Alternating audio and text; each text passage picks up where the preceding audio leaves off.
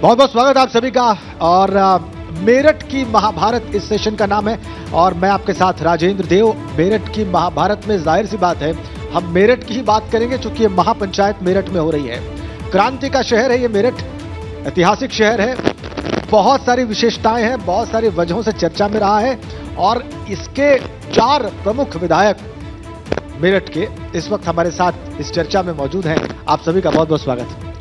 बिल्कुल, एक बार फिर से मैं नाम दोहरा दूं, रफीक अंसारी जी हैं, समाजवादी पार्टी के विधायक हैं मेरठ शहर से। सर बहुत स्वागत है आपका। अमित अग्रवाल जी हैं, भाजपा के विधायक हैं मेरठ कैंट से। सर आपका भी स्वागत है। शाहिद मंजूर जी हैं, सपा के विधायक हैं किठौर से। सर आपका भी बहुत स्वागत। और गुलाम मोहम्मद चौहान जी हैं, रालोद के विधायक हैं सिवाल खास से। आप चारों का बहुत स्वागत है। और सबसे पहला मेरा सवाल है रफीक अंसारी जी आपसे।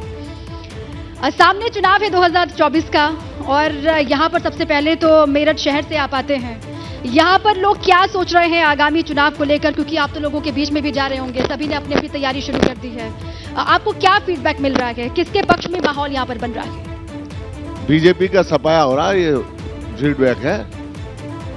कोई देख लीजिए, रोजगार नहीं है, कोई कारोबार नहीं है, जो है वो भी छीनने का काम कर रहे हैं। गड्ढे मुक्त का वादा किया था, गड्ढे नहीं, सड़क ही मुक्त हो गई। पूरी तरह से सफाया है, लाइन ऑर्डर मेंटेन नहीं है, गुंडागर्दी चरम सीमा पे है, लूट डकैती कत्ल हत्या रोज हो रही है। सब जनता परेशान है और आप ये समझ लीजिए 2024 का बेताबी से इंतजार है जनता को। निश्चित रूप से सफाया हो जाएगा और देश सफाया होगा, उत्तर प्रदेश भी सफाया हो जाएगा। अंसारी साहब, ये फीडबैक आप दे रहे हैं, लेकिन अभी अभी एमसीडी का जो इलेक्शन हुआ मेयर का, उसमें आपका प्रत्याशी हार गया। देखिए, वो चुनाव सरकार बनती है, बिगड़ती नहीं है, वो स्थानीय निकाय का चुनाव है। लेकिन ये देश का चुनाव है। आपने सवाल किया देश के चुनाव पर, प्रदेश के चुनाव पर। ये फैसला जो 2024 का होने जा रहा है वो देश का भविष्य तय करेगा। और निश्चित रूप से तय कर लीजिए, जब देश की सरकार जाएगी तो उत्तर प्रदेश की सरकार उसके 15 दिन के बाद में खत्म हो जाएगी। देख लेना। अंसारी जी देखिए, एक हांडी में चावल तैयार होता है तो पहले एक हिस्से से चावल निकाल करके देखा जाता है कि चावल पका या फिर नहीं पका। तो निकाय चुनाव जो हुए उससे भी यही मैसेज गया कि सरकार के लिए किस तरीके का माहौल बन रहा है। अगर आप निकाय चुनाव की बात करें तो 40 सांसद बीजेपी के हार रहे हैं उस चुनाव में। आप अगर आंकड़े देखेंगे, आप फिर से बताइए। 40 सांसद बीजेपी के हार रहे हैं। अगर उस चुनाव से आप तय करेंगे, उस जोड़ लीजिए कैसे कैसे कितना 65% वोट जो विपक्ष को पड़ा उसमें और 35% सरकार का है, तो 65 पर 40 एमपी हार रहे हैं उसके। ये अगर समीकरण होता तो पिछली 2 बार में 2014 में 2019 में बीजेपी की सरकार बनती नहीं। देखिए, ये नहीं तो आते रहते हैं जाते रहते हैं। हाँ। लेकिन जितनी दुखी इस सरकार से हैं, झूठे वादे, इतने झूठे वादे, उसके अलावा कोई मतलब ही नहीं है, झूठ ही बोलना है। अमित अग्रवाल जी बैठे हैं, सत्ता पक्ष के विधायक हैं और मेरठ कैंट से विधायक हैं, इसी शहर से। ये सारी बातें जो आप सुन रहे हैं, इस पर क्या कहना है आपको? इनका रटाए वाक्य हैं, थोड़ा भाई रटाए वाक्य हैं। ये नहीं कहेंगे तो विपक्ष का इनका जो चोला है उसको कैसे सिद्ध करेंगे? ये विपक्ष के नेता हैं। अगर इनको ये मालूम था, ये तो फीडबैक की बात कर रहे हो, मैं तो आपने जो सही बात कही, बैक का फीड ले लो ना। अभी तो 1 महीना भी नहीं हुआ चुनाव को, और छपा के कितने सभासद थे और कितने सभासद रह गए उसको उठा के देख लें। और आज तक रिकॉर्ड जीत हुई है, ये 1,08,000 की या 7,500 से जो जीत हुई है, रिकॉर्ड जीत है। और इनके ही विधानसभा क्षेत्र में बीजेपी हारी थी और अब 1120 वोट से जीती है। लेकिन एक बात अग्रवाल साहब, ये कह रहे हैं कि 60% से ज्यादा वोट सत्ता पक्ष के यानी बीजेपी को नहीं गया। इनका तर्क ये है। नहीं ना, परसेंटेज निकल रहा ना मेरठ के चुनाव रिकॉर्ड है तो पूरे मेरठ की बात कर रहे हैं। मेरठ में प्रदेश की बात करो ना। 40 सांसद हार रहे हैं, जब भी तो सरकार जाएगी 2024 आप कौन सा आंकड़ा लिया है? 40 सांसद हार रहे हैं, अभी कुल 7 कम है, बाकी सांसद तो हमारे ही हैं। आप कहाँ आंकड़ा ले आए? किन मुद्दों पर भारतीय जनता पार्टी 2024 का चुनाव लड़ने वाली है? जो ये बातें कह रहे हैं उससे अलग आपके पास? हमारा मुद्दा विकास है, सबसे बड़ा मुद्दा विकास है। विकास आप देख रहे हैं, मेरठ कितना विकास से जुड़ गया। एनसीआर की कल्पना 1980 में हुई थी, 20 साल पिछली शताब्दी के और 14 साल इस शताब्दी के। 34 साल के अंदर दिल्ली से जुड़ नहीं पाया था मेरठ, 4 घंटा लगता था। आज 45 मिनट में आप दिल्ली की सीमा को छू लेते हैं, आईटीओ पे पहुंच जाते हैं आप। मेरठ के अंदर रैपिड रेल आ गई, 45 मिनट में आप दिल्ली पहुंच जाएंगे। 1 घंटे में आप दिल्ली के किसी भी भाग में पहुंच जाते हैं। आज दिल्ली मेरठ एक्सप्रेस की बात करें, शाहिद मंजूर साहब, सीनियर आदमी हैं आप तो सीनियर नेता हैं। अरे शाहिद जी का घर, ये सच है कि शाहिद नहीं? जी का घर जोड़ दिया रैपिड रेल से हमने। ये शाहिद सच जी है घर कि के सामने स्टेशन बन रहा है वैशाली का। शाहिद जी तो वहीं रहते हैं। ये जी। दिल्ली जाना हो कितनी जल्दी चले जाएंगे। शाहिद जी, एक सवाल मैं इसी में ऐड कर दूं। विकास को लेकर तो हर बार बीजेपी वाले ये कहते हैं कि विकास के आधार पर ही जनता वोट कर रही है, लेकिन क्या आपको इस बार ऐसा लग रहा है, क्योंकि नतीजे जब आते हैं तो वो बीजेपी के पक्ष में ही जाते हैं, तो क्यों जाते हैं? आप लोग मंथन भी कर रहे होंगे, क्या आपको लग रहा है? मैं जहाँ से बात शुरू की थी मैं वहीं पर जरूर। मेरठ का इतिहास इस बात का गवाह है, थोड़ा सा ऊपर से। जब भी चुनाव हुए हैं उनके बहुत सारे मुद्दे आखिर में आके तब्दील हो जाते हैं। आप मेयर के चुनाव को लो, इस चुनाव को देखो, पिछले को देखो, उससे पिछले को देखो, सारे चुनाव यहाँ के मेयर के देखो। मैक्सिमम चुनाव में भारतीय जनता पार्टी यहाँ पर परास्त हुई है। बहुजन समाज पार्टी के रहे, इंडिपेंडेंट भी रहे। पिछला चुनाव से अगर इस चुनाव की कल्पना की जाए, कंपैरिजन किया जाए, तुलना की जाए, तो पिछली बार समाजवादी पार्टी के कैंडिडेट को मात्र 40-45 हज़ार वोट, लेकिन इस चुनाव में अगर आपने इस चुनाव का जिक्र किया तो 1,15,000 वोट मिली हैं, जो पिछले के मुकाबले पर तकरीबन 3 गुना है। तीसरे नंबर पे तो आए हैं। मैं तीसरे नंबर पर आए। जी आप ठीक है बोलिए। जब बात करने दो। दूसरी बात, अगर उसी की कल्पना की तो पिछली बार 4 सभासद हमारे जीते थे समाजवादी पार्टी के, अब के 13 जीते, तो तकरीबन 3 गुना वोट उसमें भी बढ़ी है, और 3 गुना हमारे सभासद भी यहाँ पर बढ़े हैं। बाकी चुनाव की परिस्थिति कभी कभी बदल जाती है। भारतीय जनता पार्टी जिस मामले में निपुण है वो खेल खेलती कौन है। सा मामला कौन से मामले? विकास के अलावा कोई अभी मैं विकास के अलावा बात करूं किस बात में? चुनाव करीब है पार्लियामेंट के, सारी तैयारी सबको घेर घोट के उसी मुद्दे पर आ रहे हैं जो मुद्दा इनका मेन रहता है, हिंदू और मुसलमान। विकास की बात कहां से करेंगे? अगर शहर के विकास की बात कर रहे हो तो मैं दावे के साथ कह सकता हूं कि जो हमारी यूनिवर्सिटी थी, जो पहले से बनी हुई थी, वो अब है। बाकी जितनी यूनिवर्सिटी हैं वो प्राइवेट है। जो मेडिकल कॉलेज है वो पुराना था, पहले का बना हुआ, वो भी अभी पूरी तरीके से चल नहीं रहा। आपकी जानकारी के लिए बतला दूं, तकरीबन 50 फैकल्टी उसमें ऐसी हैं जिसमें हेड ऑफ द डिपार्टमेंट नहीं है, टीचर नहीं है। जाइए आप मेडिकल कॉलेज में देख लीजिए।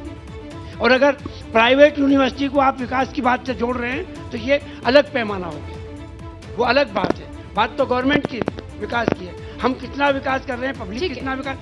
एक मिनट, अब बात करिए, आपने पहले भी है, बार बार एक बात आ रही है कि ये दिल्ली से जोड़ने वाली या जितने भी हाईवे हैं यहाँ सब लोग बैठे हैं। ये अलग बात है कि मैं उसमें एग्जेम्प्टेड हूँ, किसान यूनियन एग्जेम्प्टेड है, विधायक ये हैं। जो जनता से मालूम करो, जो इन सड़कों पे चल रही है उसकी जेब पर कितना बड़ा डाका पड़ रहा। ये हमारी सड़क हो या वो सड़क कोई दूसरी हो, और जितनी ये सड़क है जिसको ये विकास के नाम पर गिनने, जितनी सड़क है टोटल जो है वो बाहर के विदेश के पैसे से बन रही है, और हम पैसा देके इन पर चल रहे हैं। विदेश के पैसे से? ये सारी नाबार्ड से हैं या वर्ल्ड बैंक से। विकास तो ऐसे ही होगा। ऐसे नहीं होता विकास। बात आप भारत सरकार के विकास की बात करो, बात ये करो आपने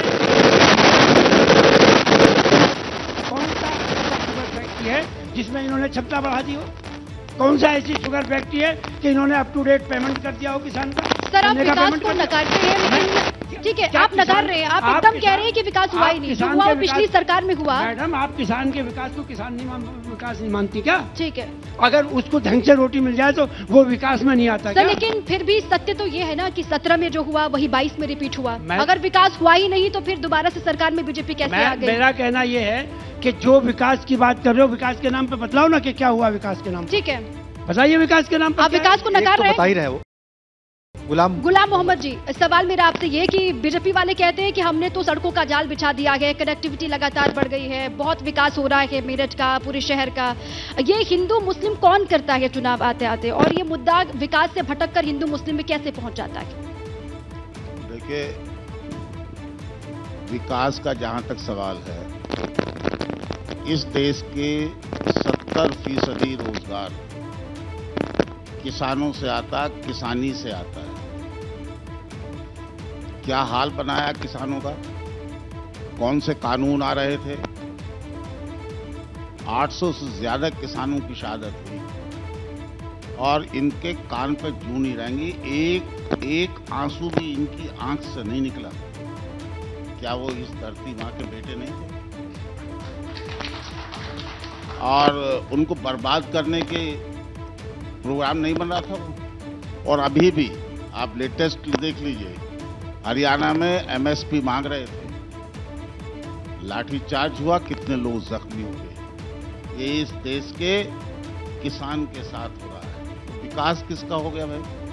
इसके अलावा आप महिला हैं, महिलाएं इस देश में कहां से आई, किस तरह से अपने कष्टों को झेलती हुई और आज विकास के लिए, उन्नति के लिए अग्रसर है, किसी तरह से कोशिश कर रही है। क्या हो रहा हमारी बेटियों के साथ?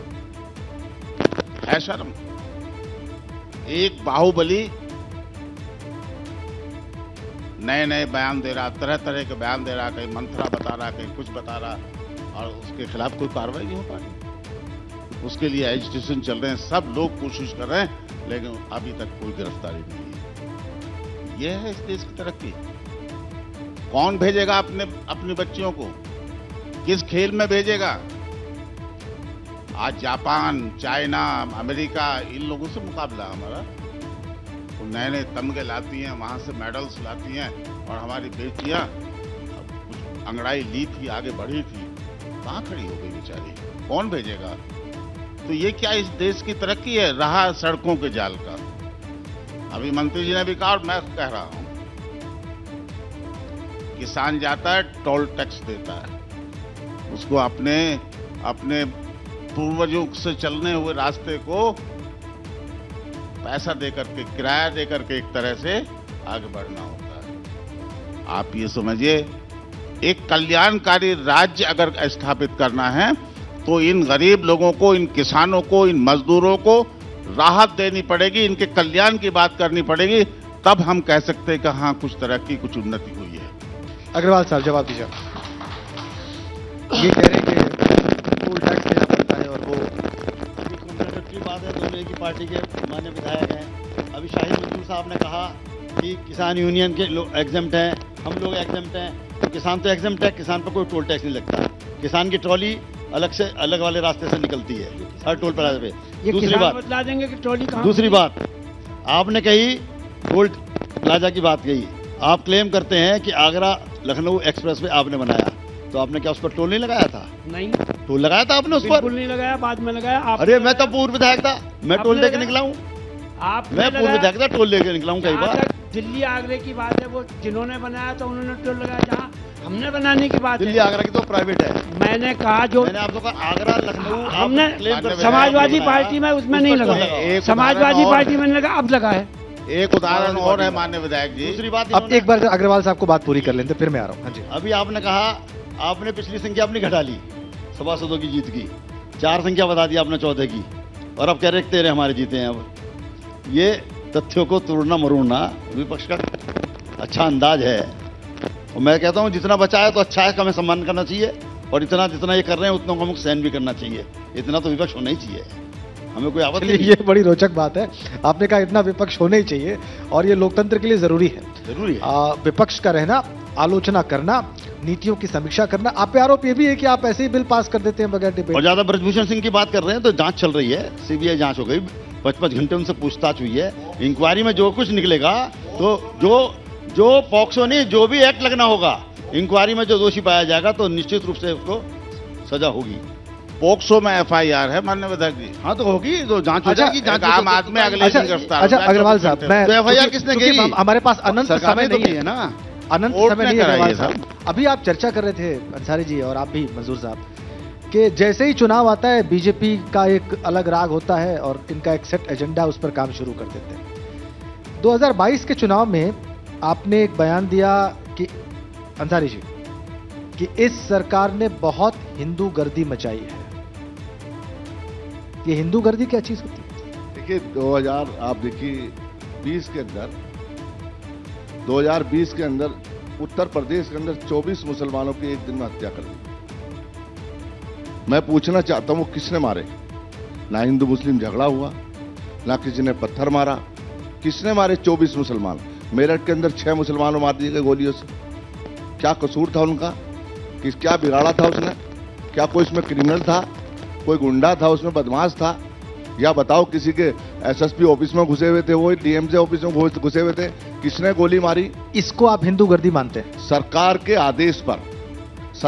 आदेश पर जो शासन कहता है वो प्रशासन काम करता है। मैं पूछना चाहता हूं, बिना शासन के प्रशासन ने थोड़ी मार दिए। अब अगर आप ऐसी भाषा प्रयोग करेंगे तो इससे तो वही होगा जिसको आप एजेंडा बता रहे हैं। देखिए, जिस पे पड़ती है उससे पूछो ना, जिसके मरे हैं ना वो लाल। बेशक जिसके लाल बेगुनाह लाल मरे हैं, ये सवाल तो बनता ही है। एक आदमी जब का 6 लोग मार दिए गए उत्तर प्रदेश के अंदर, बेगुनाह लोगों को गोलियां मार दी गई। मेरठ के अंदर 6 मार दिए। मैं सिर्फ ये अंसारी जी कहना चाह रहा हूं कि आजाद भारत में हिंदू गर्दी शब्द का इस्तेमाल आपसे पहले शायद हुआ नहीं। नहीं, ये पहले तो नहीं। ये किसी मुसलमान को टिकट ना दे, ये किसी मुसलमान को मंत्री ना बनावे, वो हिंदू गर्दी नहीं है। क्या मुस्लिम गर्दी है? बताओ। ये सरकार जब संविधान सबके लिए बराबर है तो ऐसा करना चाहिए ना। ना ये किसी को एमपी का टिकट देते हैं, ये ना किसी को एमएलए का टिकट देते हैं, ना किसी को मंत्री बनाते हैं, ना भेदभाव से विकास कार्य होता, भेदभाव से रोजगार मिलता, भेदभाव से नौकरी मिलती। आप लोगों की पार्टी भी हम देख रहे हैं जो प्रशिक्षण शिविर चल रहा है अंसारी जी, अब इस तरीके से जो आप बयान देते हैं उसी पर ये लगा आपकी पार्टी के नेतृत्व को कि फायदा नहीं मिल रहा है और चुनाव लगातार हारते जा रहे हैं। ललितपुर से लगाए हम नैमिषारण्य तक देख रहे हैं जो प्रशिक्षण शिविर चल रहा है, उससे क्या आप मैसेज देने की कोशिश कर रहे हैं? वो क्या है वो प्रशिक्षण शिविर जो देखिए, ये तो हमारी पार्टी का संविधान है, उसके तहत अपने पार्टी के वर्करों को आने वाले 2024 के लिए उसको तैयार किया जाता है। तो आप समझ लीजिए जैसे इनका चुनाव उपचुनाव हुए, मुसलमानों को वोट ही ना दी रामपुर के अंदर। आप देखो ना क्या हालत के, कैसे चुनाव, कहां संविधान बचा, कहां लोकतंत्र बचा। संविधान का कत्ल हो रहा रोज। कौन है? गंभीर आरोप है अग्रवाल साहब, ये कह रहे हैं कि मुसलमानों को वोट देने से रोका गया। देखिए वोट ये तो खुद मुसलमान है ना, रफीक भाई तो खुद मुसलमान है। इनको किसने रोका था प्रचार करने के लिए मेयर के चुनाव में? माननीय अखिलेश जी आए थे, खुद इनसे गुजारिश करी और ये नहीं गए उनके साथ।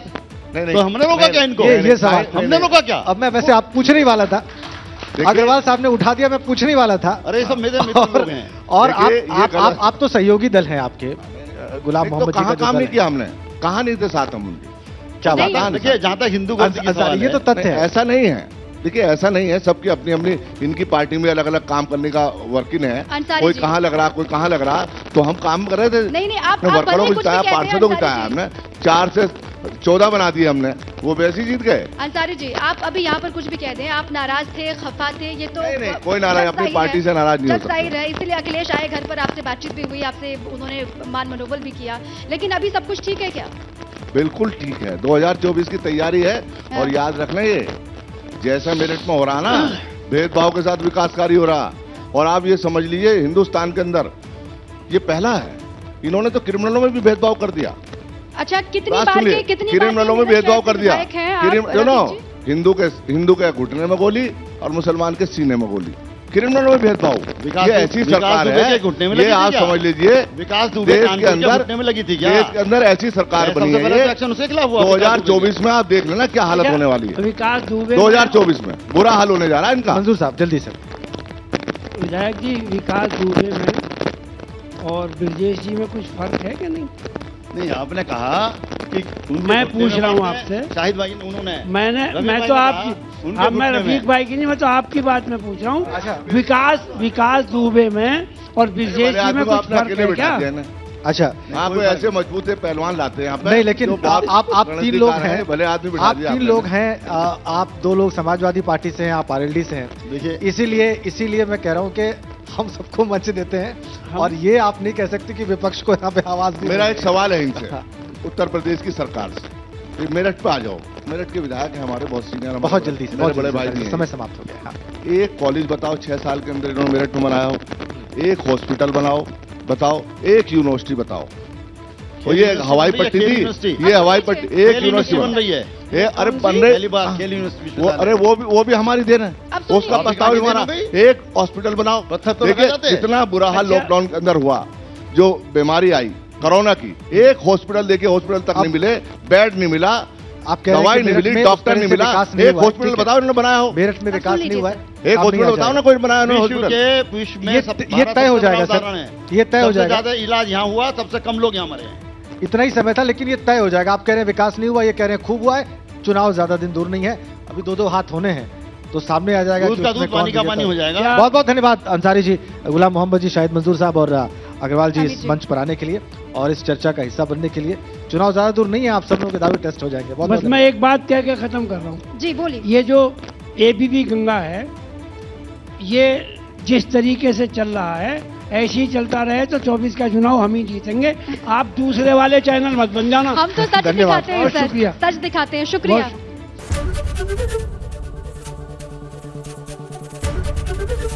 एबीपी गंगा, खबर आपकी, जुबान आपकी।